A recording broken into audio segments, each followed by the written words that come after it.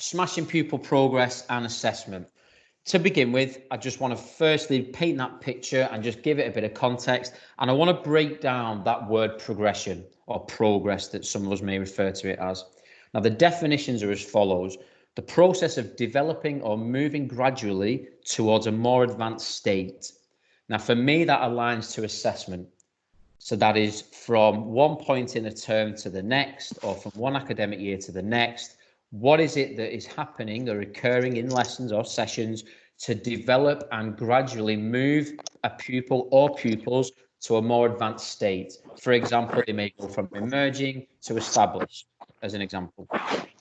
The second definition is a number of things in a series. Now, for me, I think that aligns very well to the differentiation side of things. So based on a specific activity that you may put children in, or a particular skill, how are you going to develop that activity or skill further in order to challenge accordingly? Likewise, if you need to simplify something, how are you going to challenge accordingly? So that's just a bit of context around that word progress and how we can align that to assessment and differentiation.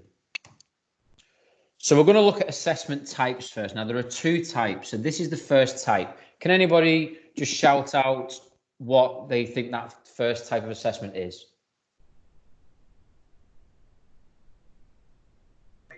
Self-assessment. It's a good, yeah, that is one way of putting it. It's not the word on here, but I do fully get what you're saying. Summative. Summative, good. So the first type of assessment is summative. Does anybody know what summative assessment is? Any ideas on what summative assessment is? I haven't got a clue. Is it learning by themselves? It can be, yeah. And the person who doesn't know, I appreciate your feedback and your honesty. So what is it? It's assessment on the pupils where the focus is on the outcome of the program. So a summative assessment is at the end of the term, I have completed striking and fielding, for example. This is where all the pupils have finished at that particular moment. Why do we summative assess? It summarizes performance and development, and it also maps out future learning opportunities. So we may have topic-specific topics planned, or it may be activity-specific or sport-specific. It may be a club, it may be curricular. However, at the end of it, with our assessment strand model, which I'll introduce it shortly, it's more than just the competent side, the physical side.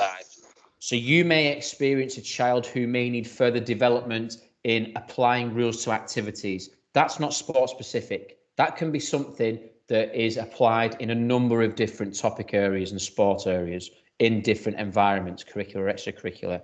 So it does map out future learning. It can also reflect on your effectiveness as a session leader. If you've been in a school for some time and there is a pupil who has remained expected over 3 years, that could be an indication of how much you're challenging that particular pupil. And it may be an indicator to say, okay, let's challenge them further and see how they respond to that. So that's why we summative assess. How do we do that at Premier? So at present, we have the Curd model. We are assessing on the competency of a learner, so the physical attributes, the skills, and what they can perform. We look at the active and healthy side of things. We look at the reflective side of things, them commenting and reflecting on things that have happened or are happening. We look at the engagement of them. These behaviours can be a telltale sign of their progress and also their willingness to compete in these sessions. That could then lead to, well, why are they not fully willing to compete? And then finally, the discipline. Very similar. How are they disciplined in your session? What does that look like? So just on summative assessment, that is what it is all about. The next type of assessment, anyone want to share what they think that is? The second type. Formative. Formative, correct. Thank you for that. So the next type is formative. So what is it? It's assessing pupils whilst learning is happening. In my session, in my lesson, I'm taking a step back and I am monitoring this group of children. Based on what I see and what I hear, that is going to give me a clear vision of what needs to occur next to progress further. Again, this is about progression and assessment. Why do we do it? It actively engages pupils in their own learning, and it empowers them to take control of their own learning. So based on what you set them to do, their response is then a key indicator of how much they want to learn and how willing they are to continue to progress and push that learning. It can work the other way. If something is too easy or too difficult, you can potentially lose their engagement. That has then resulted in a halt or a stop in their progress.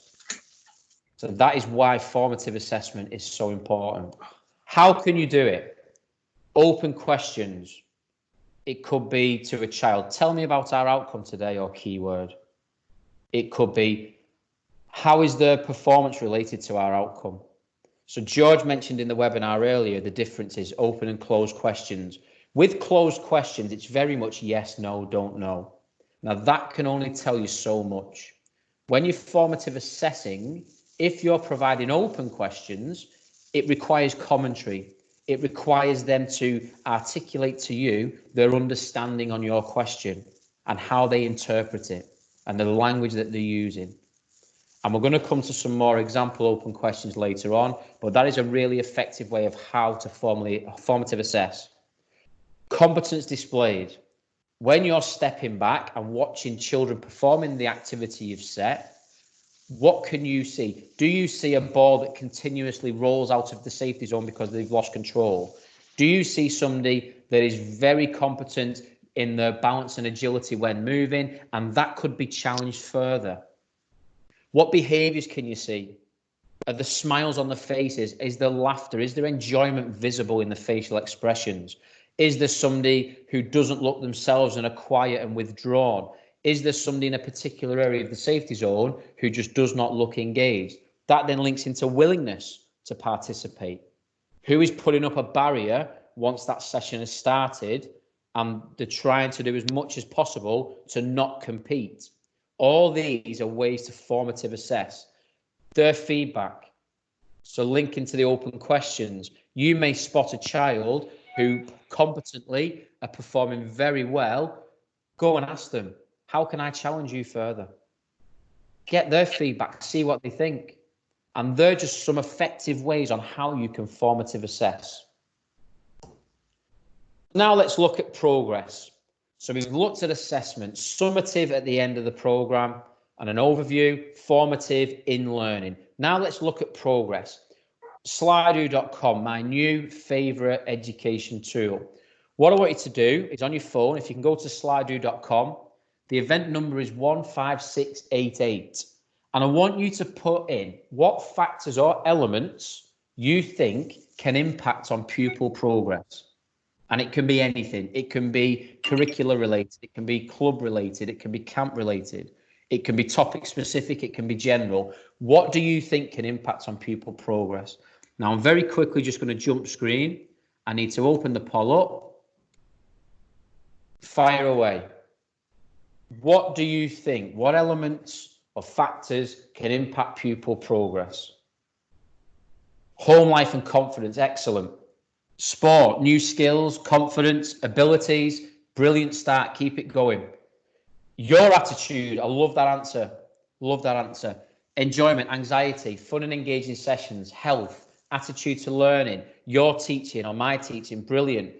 Pupils may not like that particular activity. Education needs, the quality of coaching, the environment, the teacher. Keep it coming. Socializing, differentiation, money, anxiety, friends, injury, a quadruple whammy. Thank you for that. Teaching style, other children's behaviors, experience or previous experiences, how engaged, your energy levels, pupil participation, motivational incentives, friendship groups in class, a really good one, relationship with the AP, attitudes, funding, coach, inspirational role models, behavior, the steam coming out my ears, keep it coming.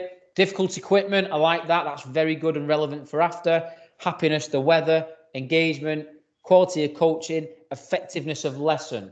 Right, at that point, I'm just going to stop there. One, because I need to take a breath, but two, Brilliant, brilliant answers. So let me go back to our presentation. Wow, lots and lots of really good and valid answers.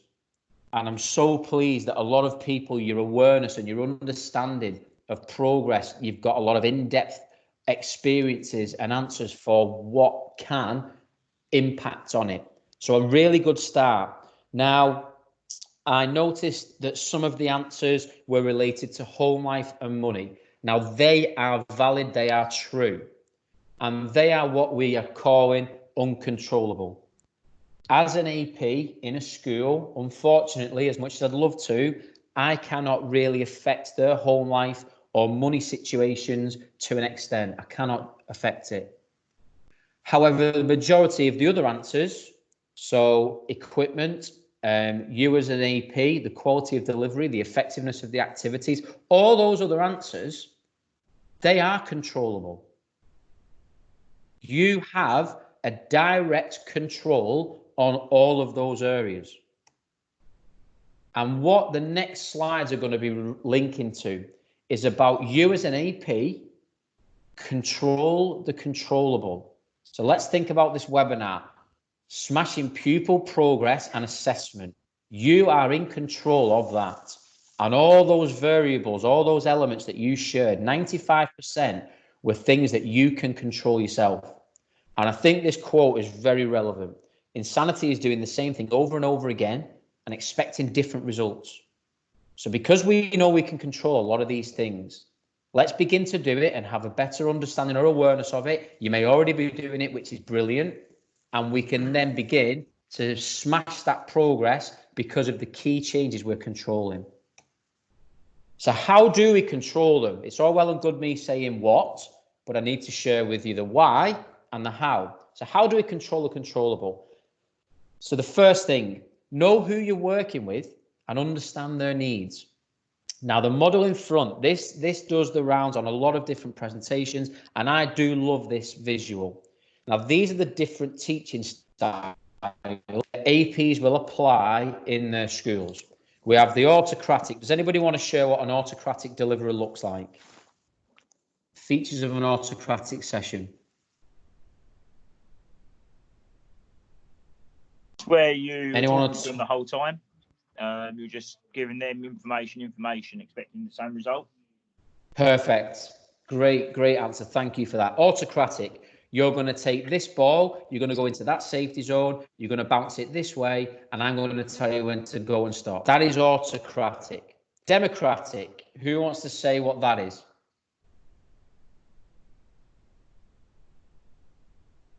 Democratic delivery. When you give the learners more kind of freedom, they're learning, you sort of let them make more decisions. Correct. Brilliant answer. Thank you for that. Brilliant.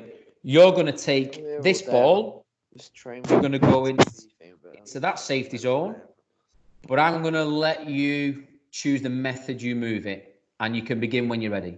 That's a democratic. Laissez-faire. What are the features of laissez-faire? So think of the pattern. Is this where they take their own leadership on the session? Brilliant. Exactly that. And 3 different people answering those questions. So thank you, guys. So laissez-faire is very much, you know what the first 10 minutes in the lesson looks like. Get what you need. Go and do what you need to do. Very much they are in control. Now, a bit of a myth, I think, goes around. And this is now my opportunity to share my thoughts on this. Now, a lot of APs, and I used to do this as well years gone by, I was an AP for 11 years. You will have one particular method that is your favorite and your strength. However, what we need to understand when it comes to progress, it's not the AP applying the skill to every group work with. It's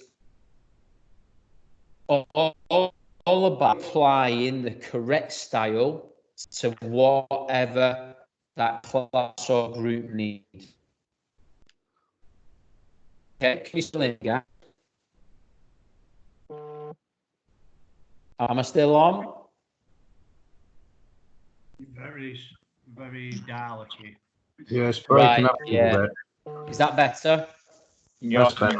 Perfect. Sorry, guys. So, with the different styles, a lot of people think that they'll have their one style and they need to stick to it. That's not the case. You need to look at what the needs are of that group and apply the correct style. Now, a quick example of this is when I was in my last year of an AP in a school, the year 5 class at the time, half of the class were in a pupil referral unit for parts of the week. They did because their behaviour was, if they would not have progressed at all. So because I was autocratic, I was maximising their progress. Likewise, I had a year 2 class. They're ahead of their years, in my opinion, so that's a democratic style because to give them ownership on their learning and progress. If I was autocratic with them, I potentially would have restricted how much they would have progressed. So it's all about applying different styles to the needs of the children. Am I still with you? I still hear you. Yeah, thank you. Okay, so next way to control the controllable. Paint a picture. The start of your lesson or session, you need to be really clear on what the outcome is, because then that sets expectation for what they need to know to achieve and progress. Now, the picture here is a template that I used in I was actually observed by us, and one did comment on its effectiveness, so that's why I share it. So I will go through the topic. What's the topic for the term? I may do it in hangman style, like I did with the formative and summative. Put up the first letter, and then lines for then however many letters follow. I'll then look at the skills. I may question them on skills from the previous week. I may introduce the skills for the first time in the session. Underneath then is the outcome. Now the pen is green, so it's not very clear on the picture, but the pen there is an outcome. Apply rules to activities. Though, so it can't hear us. You then underline the keyword, and then that's what all your questions are going to be around. Yeah, just now underneath that, it's going to be what, why, and how. So all your questions at the start and the end of the lesson are going to be the what, why, and how of that particular outcome. Now, back to controlling a controllable. Some APs will say, I've not got a whiteboard, or there isn't anywhere available. That in the picture was off Amazon, really cheap, and it sticks to any surface. So for any business managers or franchisees on the call, invest in them for your staff. You have controlled a controllable. Everybody now can utilize that resource to introduce their lesson. The next way to control a controllable, using steps. So who can give some quick examples on space? How can you manage space? Bigger, smaller area, longer, shorter distance. Perfect. Modify the size, the shape. Yeah. Perfect. Good. Task. Making the task easier and harder for different people. Good. Good answer. Apply different rules, time restraints on the challenge, number of passes before they shoot in the target. Targets may be smaller, bigger. Excellent, excellent. Different rules, different timings, different methods, shorter, longer, etc. Different tasks. Brilliant. Equipment. Changing the equipment you use. Changing the equipment you use. Brilliant. Different sizes of equipment. Different types of equipment. So it might be catching a ball, catching a beanbag, catching a smaller size ball, etc. Could change the size of the equipment as well. So you've got a smaller ball, so it's more difficult to catch. The stuff you're sharing is brilliant. So different sizes, different pieces of equipment. Doesn't have to necessarily be sport specific. Think outside the box. People. Like different team sizes, so maybe like adding floater players, manipulating the team size, bigger and smaller, like small-sided games-based training as well. You could do. Brilliant. Different team sizes, utilising those numbers. Anything else for people? Adding in defenders as well, maybe. Adding in defenders. Could you also use like students as like student coaches to give them like a leadership role. Excellent. So roles. So it could be somebody has the role of a coach who shares the coaching points that are linked to the outcome. It could be that somebody is a referee and the assessment, the formative assessment you're completing on them is applying the rules when they occur. So some really good ideas there. The success. So we have kind of alluded to this already within the task, but what success could you do? So I can do this with some control. I can catch a ball whilst changing direction and thinking about spatial awareness. I do red, amber, green, which works quite well. Yeah. So some people have the almost some people have a RAG system. Yeah. Good. And it can be is aligned to their need. Some children may need to complete 10 passes, others may need to complete 5. Very simple example, but it's all linked to the fit for purpose and their progress. Excellent answers there. Well done, guys. So there's an example of a progressive activity and the formative assessment I will complete. So step 1, bounce and catch a large soft ball stood on the spot. Step 2 would then be to do the same whilst walking. Step 3 is then continuously bounce that large softball with both hands. Step 4 could then be you doing it with one hand. Step 5 is you doing the same as below, but with a basketball. Bit harder to control than a large softball. Step 6, you're dribbling the ball whilst high-fiving a peer in that group. The next step is then you dribble it while avoiding numerous cones on the floor to challenge their control when they change direction. Final step would be to dribble the basketball and knock peers' ball out who are on the same task. Now, that's an example of a simple activity or a simple skill and ways that you can progress it further. Now, it may not be that every child starts at level 1. If you know who you're working with and they are grouped, one group may start on level 5. One group may start on level 3. One group may start on level 1. But if you've got that clear picture of how it can be progressed time and time and time again, you can apply that to the needs of the individuals and the groups within your group or your class. And it's not just about simple activities and dribble and skills, You could apply this to anything. Striking and fielding, week 6, I want them in a competition, I want them in a match. Step 1 is the ball is hit off a cone by the batter. The fielders send the ball to the backstop or wicket keeper. That's when the batter stops running. Very simple. Step 2 could be the batter hits the ball, but the ball is drop fed from the side. So the ball just bounces up and down in front of them to hit. Fielders, you must get the ball back to either end where the batters are running to or from to get them out.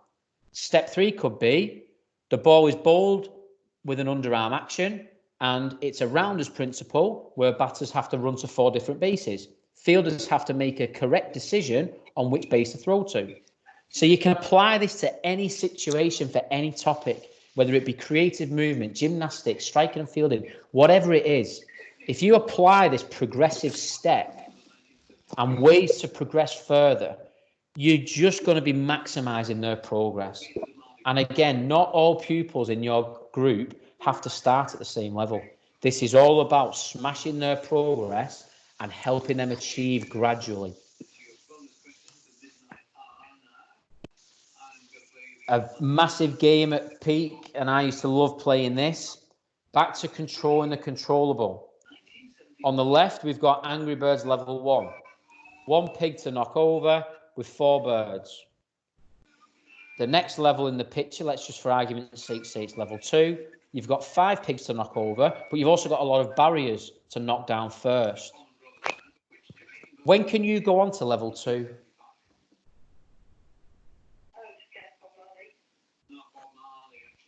Anyone, when can you go on to level 2? When you've completed level 1. Thank you. Yes, when you've completed level 1. Progress is accorded to their performance and not time. So some APs, and I'm only using this as an example, are in the habit of, right, 15 minutes is gone. On my plan now, it says that they all need to be in a 4v4 game. Do it. Even though the activity beforehand, only 20 to 30% of the pupils were ready for that progression. So you've got to progress your activities based on their performance and not the time. And it's about starting low and leaving somewhere to go. Now, the word low, I was a bit worried about using it, and that's why I put an asterisk there to remind myself. It doesn't mean make it simple and easy for them, because we want to be challenging them as best we can all the time. So it may be that in a lesson or a session, you know what level they're working at, therefore you can set them on maybe step 5 to begin with. But then because you're confident they'll achieve that, you've got steps 6, 7, and 8 waiting. So make sure you're progressing them based on the performance and not time. You may do a common task for a group of children that are brand new to you. You know nothing about them. But 30 seconds in, you've already seen 5 children who you know are ready for the next level. Do it. 3 minutes later, you've seen another 10 children that are ready for the next level. Do it then. So only progress them on the performance and not the time. Does that make sense? I'll take that as a yes. Another way to control a controllable. So we're back to open questions now. Check and challenge. This is formative assessment. No, that's all right. I'm still in the meeting now. You're not on mute though, fella. Do you want to mute yourself? Thank you. So with the open questions, it's around the keyword or the outcome that you have set in the start. Tell me about your outcome. Based on what they tell you, that will give you an understanding of how well they are getting it and grasping it. How are you achieving the outcome? If my outcomes apply rules to activities, tell me how you've achieved that outcome. Oh, well, I didn't leave the safety zone because I know you're not allowed. And I didn't run with my ball in the hand because I know that that's double dribbling or traveling. Open questions will be able to give you a better insight of what happens next. Why is the outcome important? Why are rules important? Because if you don't follow the rules, the game can't run smoothly. Brilliant. You fully understand our outcome today. What would you change to challenge further? You've noticed a child that's performing very competently, put the onus on them. What could you do differently now to challenge them even more? Get their insight. Loads of children, when I used to question them, used to give me some great ideas, and I'd run with them. You may pull a child out from the session. Who can you see achieving the outcome? And how do you know they're achieving it? Now, sometimes children notoriously will pick the friends just because of the friends. If they do that, the how will then give you that insight because they won't be telling you what you need to hear. So open questions and checking and challenging that formative assessment will really drive what happens next and their progress. We're coming to the last few slides now, guys, and there's some more for you, but this is another one on controlling that controllable. Be consistent. The input is your coaching points in the activity. From there, you let them go and do it. You step back and you watch. That's where your feedback comes in. What you see and what you hear will determine how quickly they are progressing. That's when you go back in and change. You're going to differentiate it and you're going to support them accordingly. It may be 1s and 2s that you support. It may be the whole group. It may be small groups. Some may have more of a change in their activity than others. But either way, you've gone back in based on what you've seen and how much they're progressing. Finally, that's when learning occurs. When they are learning, they are progressing. And what happens then? Start again. Back to the input. More coaching points. Modify the activity. Back to the feedback. What can you see in here? Let's change it again accordingly. You are going to really drive that progress. Guys. And that is when you're going to start to see rapid progress from a lot of people. But shouting at her is not helping at all, is it? Like, what's the matter, Con? Finally, guys, I'm going to put you to What Slido are you in a confused minute. about? But ultimately, We leave this and I'll do it in a 95% minute. of the answers Find your earlier. reading paper number 2, please. Sorry, I can hear somebody. Do you mind just muting yourself, please? So finally, you are in control. When you shared the factors and elements earlier about what can affect pupil progress, 95% of the answers were things that you are in control of. So it's down to you. So finally, if we can go back to slido.com, event number 15688, what are you going to do to aid progression? Or what would you recommend to APs to aid progression? I'm going to quickly jump back over because I do need to make it live. Okay, fire away. What are you going to do, or what are you going to promote to the APs to aid progression? Think about what we've discussed. Summative, formative assessment. Ways we can check and challenge. Steps and progressive activities that are fit for purpose. So what are you going to do? Let's get some in there and think about how we can do it and promote. Behavior management. So looking at what you can see, which may then say what happens next. Thank you. Asking open questions. Get some commentary on their understanding. Check their understanding. Ask them about the outcome. You progress on what you and not the time on your watch. Brilliant. Different tasks for different abilities. Brilliant. Peer assessment. What can you, or who can you see achieving our outcome? Tell me how they've done it. Change your teaching style. Massive, massive, massive, massive. Don't be the person who is always autocratic, democratic, or laissez-faire. Give the approach to what the group's needs are. Don't be afraid to progress individuals. Ask them how they're performing. Ask them what they think they could do. Use steps, the different teaching styles again. Methods of peer assessment, illustrations, additional resources, fantastic. Visual aids, really powerful. That can be a really good tool to progress learning further. Videos, gain ideas from children, progress at their ability.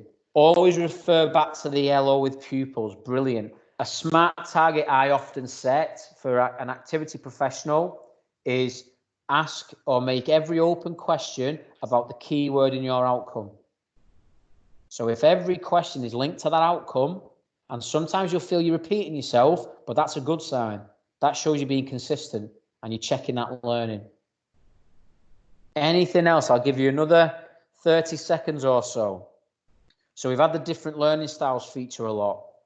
So don't be that one style for every that group needs, because that ultimately may halt their progress, or there may be no progress at all. So the style you adopt will enable the maximum progression for all. Always intervene with ability groups, mixed abilities. Be adaptive to pupils' individual needs. Use different pedagogy. I think that may be. Promote pupil lead areas of the sessions, or pupil-led areas of the sessions. Right then. I'd just like to thank everybody for attending this morning. I hope you found it useful on maximising and smashing that pupil progress and assessment. If you've got any questions, stay on and let me know. If there is anybody who's not been able to sign the register, please let me know and I'll get the link sent to you. But other than that, thank you ever so much for attending. The answers that have been given back to me are brilliant. And I know that you're doing a brilliant job. Just keep going and make sure we smash that progress and get everybody to the best possible level we can. Thanks very much. Will. Cheers, mate. I haven't received the link because my chat hasn't been working the whole time. Okay, thank you. My email address is, I'll put it in, well, I can't put it in the chat box. It's nhetherington@trainwithpremier.com. So it's NHETH Yeah. ERINGTON at trainwithpremier, TRAINWITHPREMIER.com. If you just send me your name, please, and anybody else who's not had the register, and I'll send the link back to you. I'll send it over as well, Neil. Yeah, anybody who's not signed that register, please get it over, because you. And then TON, Tango, Oscar, November. Oh, phonetics, yeah. So Hetherington, Hotel Yeah. Echo, Tango, Hotel Echo, Romeo, Indigo, Yeah. November. Nathaniel, Golf, Tango, Oscar, Nathaniel. That's it. Yeah. Okay. Thank At you. trainingpremier.com. Okay. Lovely. You Thank really you. got me thinking then. Thanks very much. Thank So- you. Is it just our name and an email, Neil? Just your name and an email, and then I'll send the link back to you, and then you can get yourself on there, just so we can feedback and sort of give you the recognition for this. Then. All right, thank you. Thanks very much. Henry and the two little fishies. Here we go.